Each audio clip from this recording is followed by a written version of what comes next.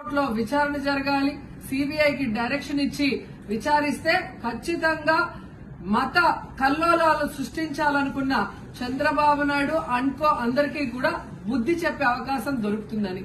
So ఈ రోజు విచారణ స్టార్ట్ అయింది.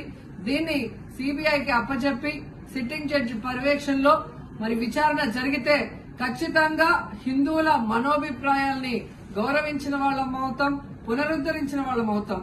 లేకపోతే చంద్రబాబు నాయుడు వేసిన ఈ నింద పవిత్రమైన లడ్డూని తినాలా వద్దా, దీంట్లో కలిసిందా లేదా అన్న అనుమానంతోనే భక్తులందరూ కూడా ఈరోజు లడ్డూ తినకుండా వెళ్లిపోతుంటే ఒక తిరుపతి అమ్మాయిగా చాలా బాధేస్తుంది. ఈ రోజే అలగర్ కోయిల్ మదురై దగ్గర మరి దక్షిణ తిరుమల చాలా పవిత్రమైన టెంపుల్.